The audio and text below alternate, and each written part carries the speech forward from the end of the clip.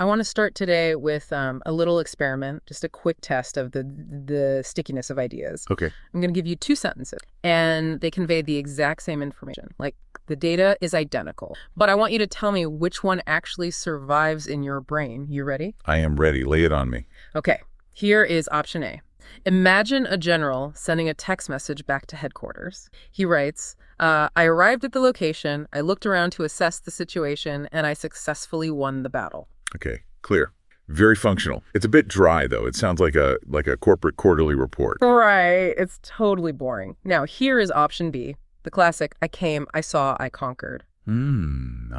Julius Caesar, Veni, Vidi, Vici. Exactly. Now, why is it that 2,000 years later we are still quoting option B? But if I said option A to you, you'd forget it in 10 seconds. I mean, the information is the exact same. The difference isn't the content, it's the shape of the words. Precisely. You've just hit on the fundamental secret of what we are doing today. You're hearing the difference between merely communicating information and actually wielding influence. That structure, that came, saw, conquered rhythm, that's not an accident. That is a very specific tool from a very old toolkit. It's basically a machine made of words designed to hack human memory. And that is exactly what we are unpacking today. We're opening up the architect's toolkit. For this deep dive, we have a stack of sources here, specifically a guide called The Art of Rhetoric, Advanced Figures of Speech, and we are looking at items 31 through 60. This is a heavy list, too. We aren't doing the basics today. We're going deep into the advanced stuff. We really are, and I know the word rhetoric creates a visceral reaction to people. Oh, yeah. It sounds like the dustiest, most boring class you slept through in college. Or, honestly, worse, it sounds like something politicians use to lie to us. It often gets a terrible reputation. People hear the word rhetoric, and they immediately think empty words or manipulation. You hear it on the news all the time, pundits saying, "Oh, stop with the rhetoric, just give us the facts." But that's a huge misunderstanding, isn't it? It is a massive misunderstanding. If you really look at the source material we have today, you realize that rhetoric is actually the operating system of human persuasion. It is the hidden code that makes a joke funny, or a speech moving, or an advertisement impossible to ignore. It's not about using fancy words to sound smart. It's about using patterns to bypass the brain's natural defenses. Bypass the brain's defenses. I really like that. It makes it sound like a heist movie. In a way, it is. Your brain is wired to filter out noise. We get bombarded with so much information every day. Rhetoric is the key that picks the lock and lets a specific message in. So our mission today is to take these 30 tools, and let's be honest, some of them have names that sound like rare tropical diseases or maybe distinct species of dinosaurs. They really do. We've got things like antimetaboly, paraprosdokian, catacresis. They are quite a mouthful. But the goal here isn't to memorize the Greek names, right? We aren't preparing for a spelling bee. No, absolutely not. Please don't try to memorize the names unless you want to be the most annoying person at a dinner party. Right. Actually, that was a lovely use of distinctio you just did there. Exactly. Don't do that. The goal is to recognize the pattern. Because once you see the pattern, you start seeing it everywhere. You see it in movie trailers, in political debates, in your favorite song lyrics, even in the way your boss tries to get you to work late. You realize that these aren't just magical moments of linguistic inspiration. They are architectural choices. Architectural choices. I love that. So to you listening, we're going to break this down into sections so we don't get completely overwhelmed. We've got patterns of repetition. We've got rule-breaking grammar, humor, drama. We have got it all. You ready to dive in? Let's open the toolkit. All right, let's start with what I think is the most primal category, the power of repetition. Our brains just love patterns, don't they? If I hear a beat, I instinctively... We are entirely pattern-seeking machines. When we hear a structural pattern in language, it actually triggers a dopamine release in the brain. It feels like truth. It feels inevitable.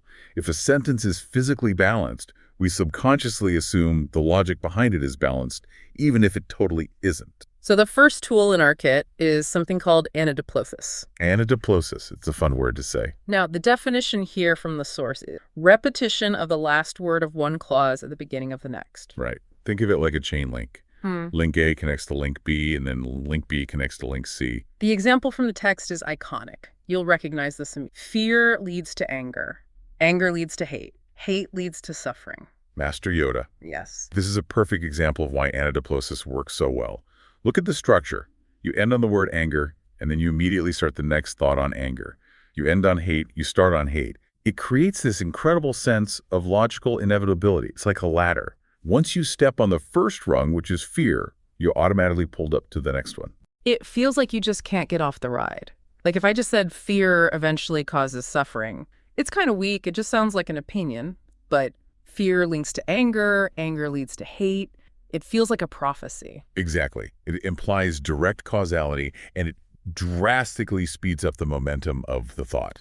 By the time you get to suffering, the listener feels like it was the only possible outcome in the universe. It's excellent for showing cause and effect or building to a powerful climax. Can we try to apply this at something super mundane? Let's say skipping your morning coffee. Okay, let's try it. Missing coffee leads to drowsiness. Drowsiness leads to mistakes. Mistakes lead to getting fired. Getting fired leads to living in a van down by the river. See? Look at what we just did. We went from no coffee to homelessness in 4 quick steps. And because of the antidiplosive structure, it sounded weirdly logical. That is terrifyingly effective. Okay, next up is one of my favorites because it makes you sound incredibly wise, even if you are essentially saying nothing. Anti-metabol. Anti-metabol. This is what we call the mirror effect. The definition is repetition of words in reverse order in successive clauses. And the example, which is probably the most famous American quote of the 20th century, is ask not what your country can do for you, but what you can do for your country. An absolute classic. Country and you. And then you flip it, you and country. It reverses the script entirely. Why does that specific structure, that XYYX structure, sound so profoundly good to our ears? It creates a powerful sense of completeness. It's a closed loop. When you flip the structure like that, it sounds to the audience like you have covered the entire issue from every possible side. It sounds definitive. Think about another famous one. When the going gets tough, the tough get going. Or I don't live to eat, I eat to live. Exactly. It balances the sentence perfectly on a fulcrum. It feels like a mathematical equation that has finally been solved. A equals B, therefore B equals A. But is there a danger there? Because it sounds so true. Does it sort of stop us from questioning the actual logic of it? Absolutely it does. That is the dark side of antimetabol. It sounds like a universal truth that has always existed. If I say a quote from Malcolm X like, "We didn't land on Plymouth Rock landed on us," it is a staggering historical statement. But the rhetorical structure does a lot of the heavy lifting. It convinces the ear before the brain really has time to fact-check the premise. So if you want to sound like a guru, just use antimetabol. Just flip the sentence. You don't choose the deep dive chooses you. I think you're getting the hang of it. That sounded very profound. Moving on to what the source calls the drum beat, we have anaphora. This one feels very presidential. This is undoubtedly the heavyweight champion of political speeches. Definition: repetition at the beginning of successive sentences. And the example given is Winston Churchill. We shall fight on the beaches. We shall fight on the landing grounds. We shall fight in the field. Note that this is the advanced version of anaphora in our list today. It's not just repeating a single tiny word like I or we. It is repeating a whole phrase, we shall fight, to absolutely hammer a point home. Let's deconstruct this for a second. If Churchill had just said, we will fight on the beaches, the grounds, and the fields, it's just a list. It's a grocery list of battlefields. Correct. It's efficient, sure, but it has zero emotion. Yeah. But we shall fight, we shall fight, we shall fight captures the relentless, exhausting nature of the struggle.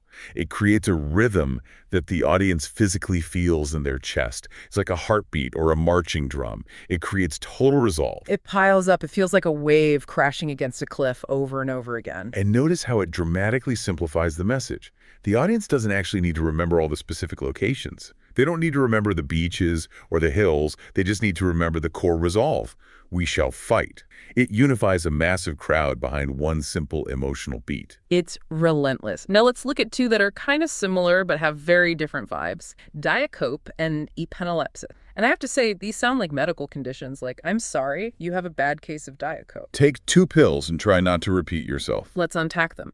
Diet Coke is defined here as repetition of a word with 1 or 2 words in between. The example is free at last, free at last. This is strictly for immediate, raw, emotional emphasis. You say the word, you take a tiny breath, maybe add a small phrase, and then you say it right again. It signals to the listener, I really mean this. I'm not moving on to the next thought yet. It's an outpouring of emotion. Even something like Bond. James Bond. That is technically a form of diacope. Ah, I see. It puts a massive spotlight on the name Bond. Pause for effect. James Bond. Exactly. It forces the listener to dwell on that specific word. Whereas epilepsis seems a bit more calculated. The definition is repeating the first word of a clause at the very end. Example, mankind must put an end to war, or war will put an end to mankind. Do you see the difference there? Diacope is free at last. Free at last. It's pure joy or emphasis in the moment.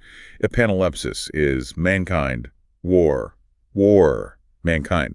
It wraps the entire sentence up in itself. It starts and ends in the exact same place. It feels like a trap, or like an inescapable cycle. It does. It suggests a sealed fate. If you start with mankind and end with mankind, it emphasizes that the stakes are total. It provides this incredible symmetry, much like Andy Metabel, but it's really about the bookends of the thought.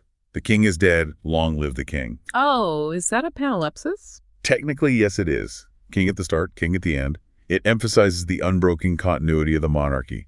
The individual dies, but the concept remains. And wrapping up the section on repetition, we have polyptyton, which really sounds like a dinosaur. Look out, it's a polyptyton. It does have a very prehistoric ring to it. Definition. Repetition of the same root word in different forms. Example, the strong will struggle strongly. Right, so you have strong as an adjective, struggle as the verb, strongly as the adverb.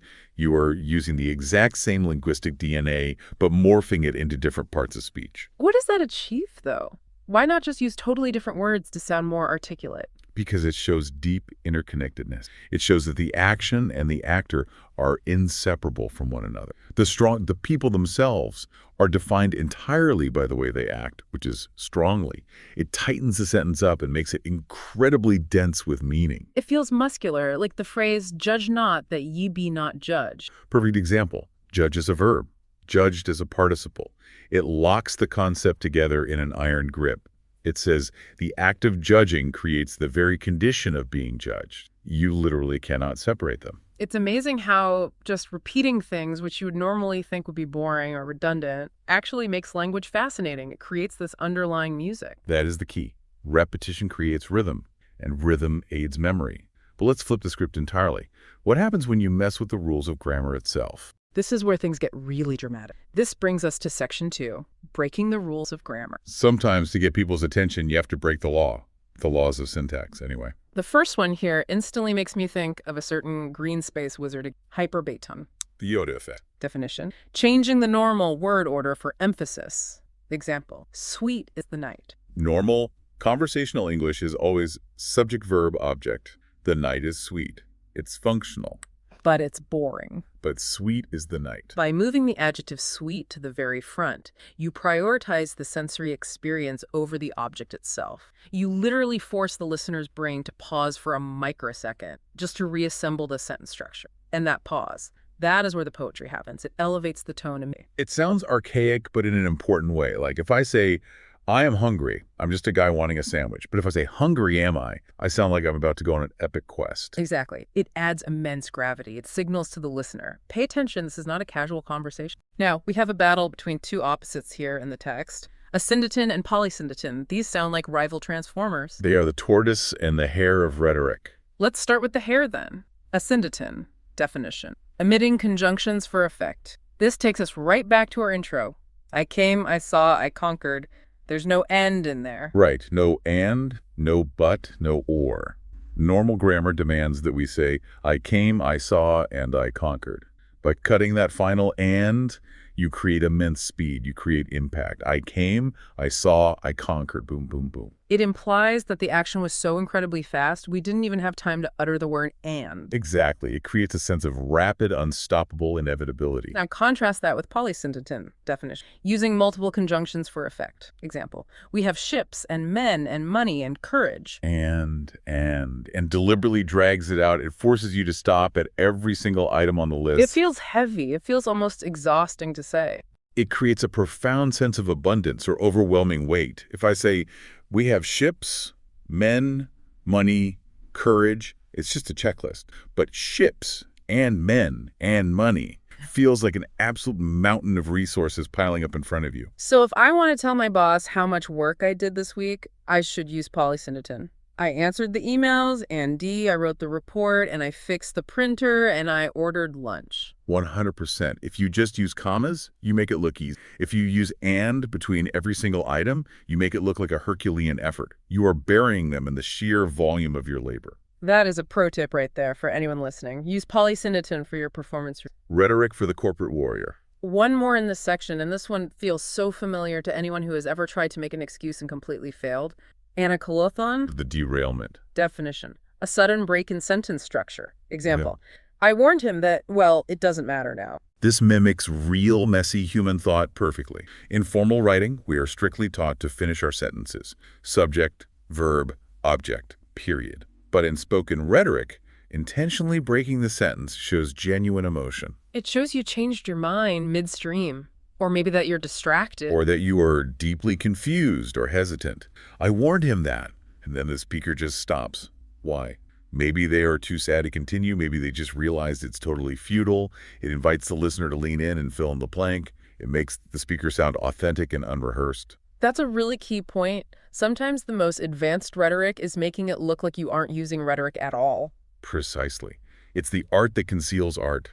If you speak too perfectly all the time, people don't actually trust you. You sound like a robot or a polished press release. Throwing in an anacolothon, a broken, messy sentence, makes you sound human. I was going to say, actually, never mind. It pulls people right in. It makes them lean in and ask, wait, what were you going to say? Exactly. It demands engagement. All right, let's lighten the mood a bit here. Or maybe darken it, depending on your sense of humor.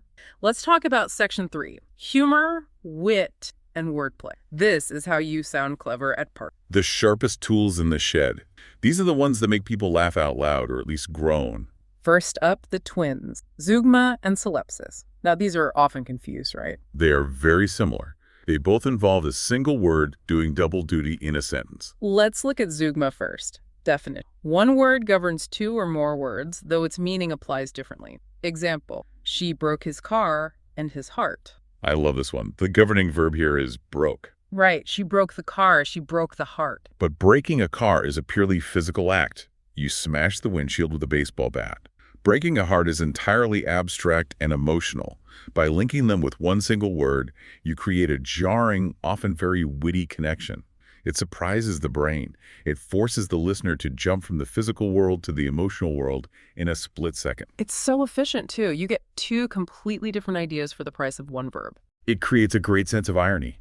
It treats the human heart and the physical car as if they were the exact same kind of object, which suggests she might not care very much about either of them. And solipsis is very similar. Definition. One word governs multiple others, often in different senses. Example, he stole my heart and my wallet.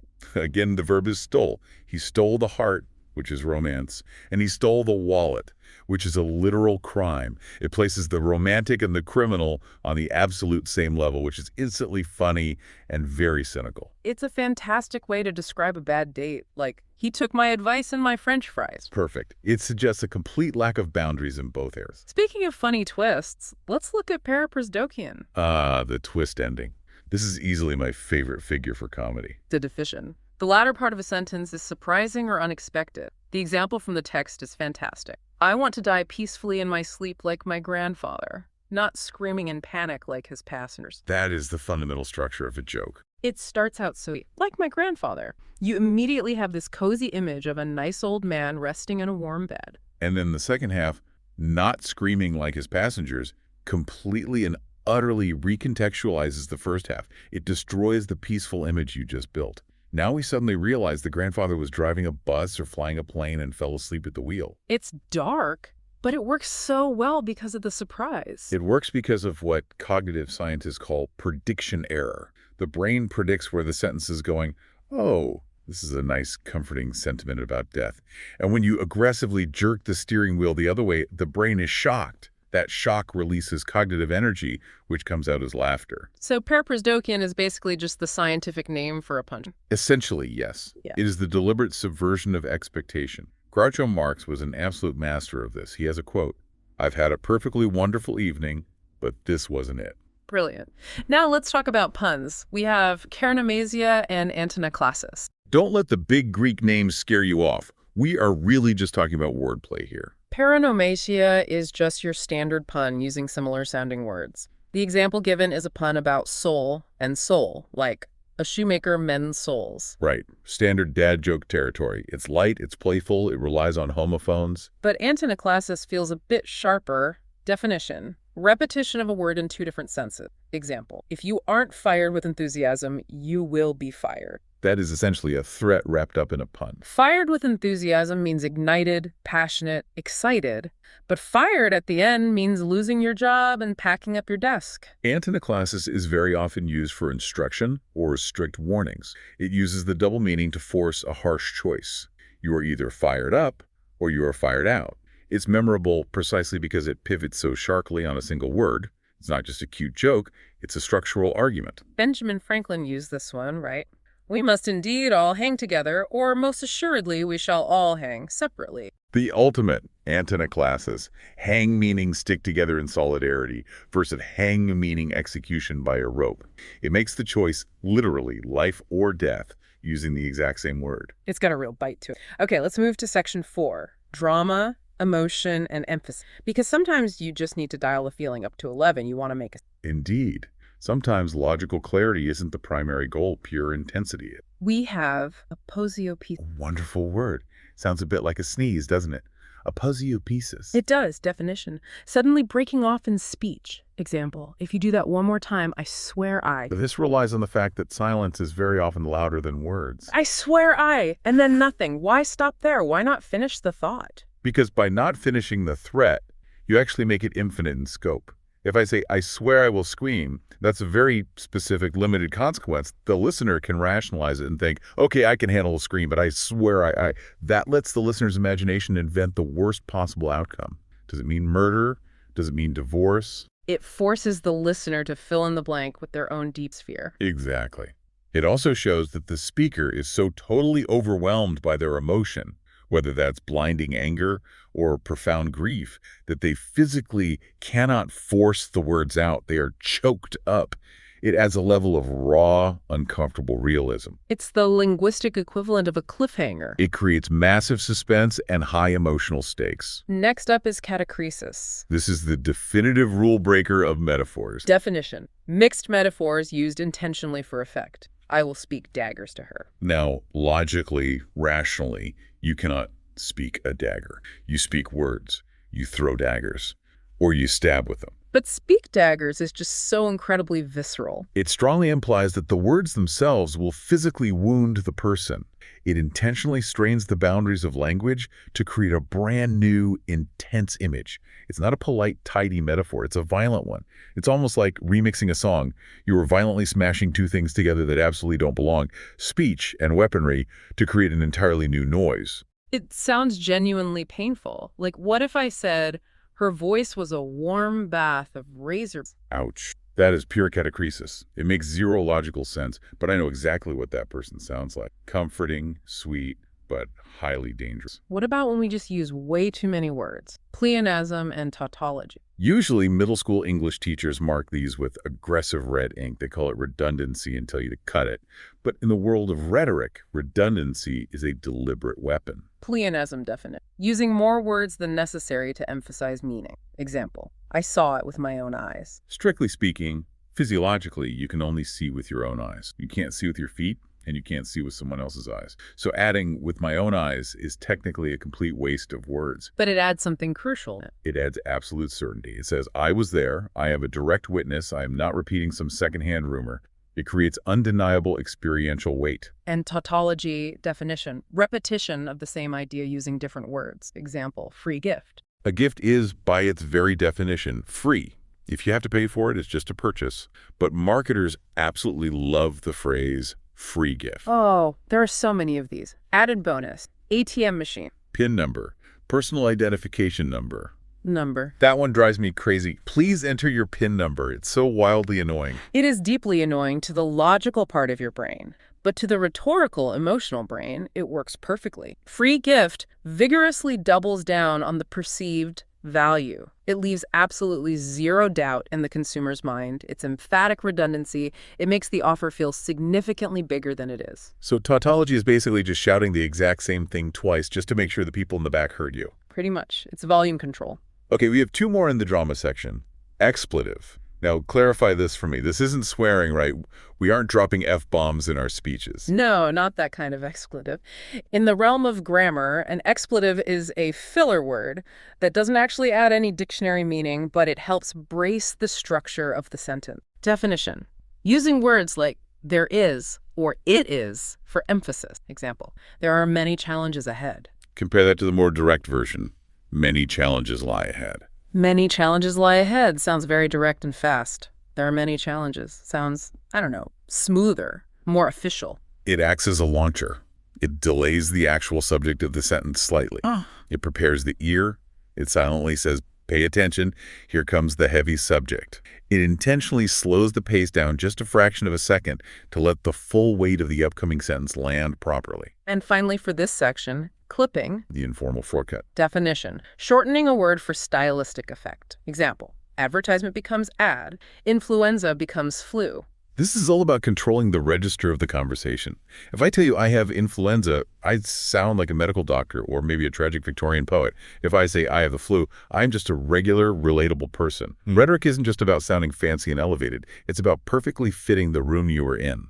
Clipping makes you sound relatable, modern, and speedy. It creates a sense of intimacy. Let's grab a burger versus let us procure a hamburger sandwich. Exactly. If you don't use clipping in casual conversation, you sound like an alien trying to blend in with humanity. All right, we are deep into the toolkit now. We've done repetition, grammar-breaking, humor, drama. Now let's look at how we shape reality and structure argument. Section 5, logic, argument, and subtlety. This is the really brainy stuff. This is how you win arguments without ever raising your voice. Enthymeme. This is a big one. A classic Aristotelian tool. It is arguably the cornerstone of all hidden persuasion. Definition: a rhetorical syllogism with an implied premise. The example here is, he's a citizen, so he has rights. Okay, let's unpack the formal logic here. A full academic logical argument. A syllogism always has three distinct parts. 1, the major premise, all citizens have rights. 2, the minor premise, he is a citizen. 3, the conclusion, therefore he has rights. Right, that's the basic math of logic. But the enthymeme completely skips step 1. Right. It entirely assumes the audience already knows and agrees that all citizens have rights. So you just confidently say, he's a citizen, so he has rights. But why hide the first part? Why not just say it out loud to be perfectly clear? Because it treats the audience as intelligent. It forces them to internally fill in the missing piece of the puzzle. When the audience fills in the blank themselves, they unconsciously become an active participant in the argument. They are far more likely to agree with the conclusion because they feel like they supplied the core logic. It's essentially the inception effect. You let them think it was their own idea all along. Exactly. If I say to you, we should buy this car because it has a 5-star safety rating, the hidden major premise is, we both want a safe car. I don't have to awkwardly say safety is important to us. You already believe that. By skipping it, I hook my argument directly into your pre-existing beliefs. But this can be massively manipulated, right? Oh, easily. Yeah. Dangerously so. What if I say, he's a politician, so he's a liar? The hidden premise there is all politicians are liars. Which is a massive, sweeping generalization. But by using an enthymeme, I slip that toxic premise right past your critical defenses without you really noticing. I make you complicit in the stereotype by forcing your brain to complete the circuit. That is unbelievably sneaky. Watch out for enthymemes, folks. Now, what if you want to aggressively control the conversation from top to bottom? Hypophora. The control freak's favorite figure of speech. Definition: asking a question and immediately answering it. Example: why do we need change? Because the world is evolving. Notice what just happened there. I asked the probing question out loud. Why do we need change? And before I could even open my mouth to answer, before I could say, actually, I really like things exactly how they are, I aggressively answered it for you because the world is evolving. I didn't give you a single second to think. I dictated the question and I dictated the answer. It guides the thought process completely. You see this in corporate presentations all the time. Is this new software solution expensive? Yes. Is it absolutely worth it? Absolutely. It creates the powerful illusion of a dialogue. It feels to the audience like I'm engaging with them, like, hey, I'm asking questions. But actually, I'm just lecturing. It allows the speaker to brilliantly address objections before the audience can even voice them. It silences the room while pretending to open the floor.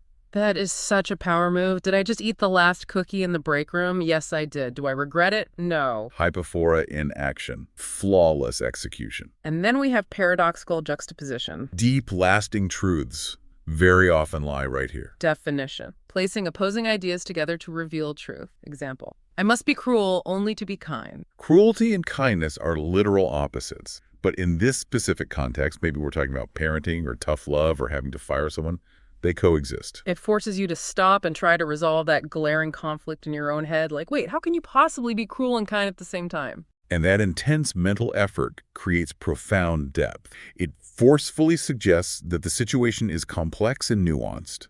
It elevates the speaker from sounding simple to sounding wise. If you just say, I'm doing this for your own good, it's a tired cliche. But if you say, I must be cruel to be kind, you suddenly sound like a philosopher. We are in the home stretch now. Section 6, Imagery and Modification. This is all about painting vivid pictures in the listener's mind. It's about adjusting the resolution and the saturation of the mental image. First is synesthesia. Crossing the wires of the senses. Definition. Combining two senses in description. Example, the warm scent of summer. Now, a scent does not have a temperature. You literally cannot feel a smell with a thermometer. But a warm scent makes total, complete sense to us emotionally. It instantly triggers a memory. I hear that, and I can smell the cut grass. I can feel the sun on my skin. It makes the description vivid and intensely physical. It engages multiple parts of the brain simultaneously. Think of phrases like loud colors, or sweet victory, or bitter cold. Bitter is cold is a feeling. But bitter cold feels so much colder than just saying very cold. Exactly. It creates a rich, multi-sensory experience using only a couple of words. Analogy. Now, we all generally know this one, but let's define it in this context. It's the bridge. Definition. A comparison between two things to explain an idea. Example. Just as a sword is the weapon of a warrior, a pen is the weapon of a writer. This is fundamentally about the transfer of authority. You take something the audience already perfectly understands, the lethal power of a sword in a warrior's hand, and you use it to explain something they might not fully respect yet, the profound power of writing. It clarifies complex or abstract concepts by firmly anchoring them in the familiar, like the mitochondria is the powerhouse of the cell. Yes, the most famous analogy in high school biology. It compares a tiny, microscopic, incomprehensible organelle to a massive industrial power plant. Instant, durable understanding. Then we have a slightly weird one.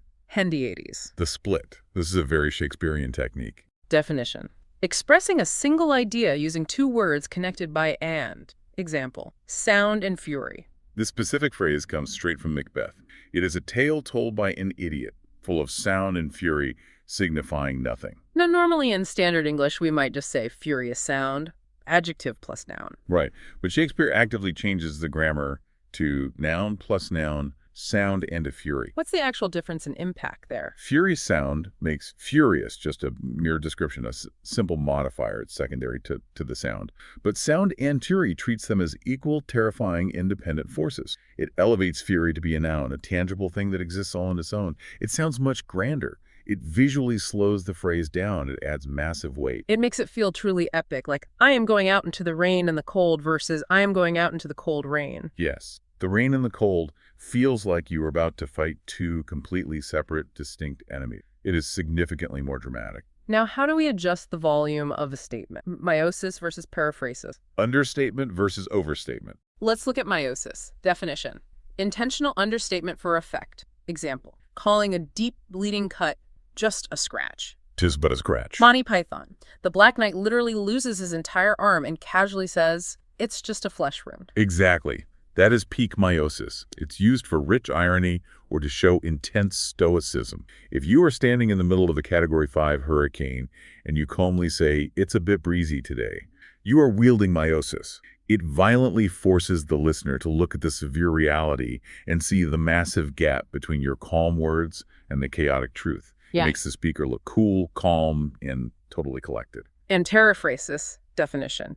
Using longer phrasing instead of a simple word. Example. He passed away instead of he. We very often call this euphemism. It dramatically softens the blow. He died is incredibly harsh, final, and brutal to hear. He passed away is gentle, long, flowing. We use it primarily to be polite and respectful. Or sometimes to sound overly important, like I'm currently engaging in the consumption of nutritional elements versus I'm eating lunch. That is the classic bureaucrat's version of paraphrases, using 10 complicated words when one simple one will do, purely to sound sophisticated or to obscure the truth. That can be deeply annoying, but in the right hands, it can elevate the tone of a speech to sound highly dignified. And finally, number 60 in our source material, we officially made it to the end of the list, metalepsis. The deep reference. Definition: a figure of speech using an implied reference. Example: he's a real Einstein. This is metaphorical shorthand at its finest. I don't have to spend 5 minutes explaining to you that he's extremely intelligent, exceptionally good at theoretical math, developed the theory of relativity, and perhaps has crazy hair. I just say the word Einstein. It relies entirely on shared cultural knowledge. If I say, she's a real Scrooge, I don't have to explain that she's stingy, miserable, and hates Christmas. It packs a whole massive biography, a whole complex story, into a single, highly compressed name. It's phenomenally efficient, provided your audience shares your cultural references. If they don't know who Einstein is, the tool fails completely. But if they do, it powerfully bonds you together. It subconsciously says, we know the exact same things. Wow. We actually made it. That is 30 tools, 30 distinct ways to bend the English language to your will. It's quite the journey through the human mind, really. We covered the logical traps of enthymeme, the raw emotional rhythm of anaphora, the sudden humor of paraprosdokian. It's a lot of information to take in all at once, but looking at this list, I realized something important. We literally see these every single day. That is the single most important takeaway from this entire deep dive. These aren't just dusty tricks for poets in the 16th century. Modern advertisers use tautology, like free gift, to sell you things right now. Politicians use hypophora to ruthlessly control the debate stage. Stand-up comedians use solipsis to make you laugh on a Friday night. And if you don't know the names of the tricks, you are just the passive audience. You are the one being influenced without knowing it. But if you know them, you become immune to the manipulation. Or, at the very least, you can finally see the strings holding up the puppet. You can see the code in the matrix. You hear a politician say, ask not what your country can do. And instead of just feeling blindly patriotic, you think, nice use of anti-metabolite. you see the underlying architecture. And better yet, you can start actively building that architecture yourself. You can write significantly better emails. You can tell much better jokes. You can become far more persuasive in your daily life. So here's my challenge to you, listening to this right now. Pick just one of these strange words we discussed today. Just one. Maybe you want to be a little dramatic with anaphora in your next big team presentation. We will finish this project. We will meet the deadline. We will win the... Or maybe you want to be incredibly witty with a zeugma in a casual email to a coworker. I finished the quarterly report and the coffee. There you go. Just try one out. See how it subtly changes the reaction you get from people. See if they lean in and listen a little closer. And I'll leave you with this final, slightly unsettling thought. We very often think we use language just to describe our reality.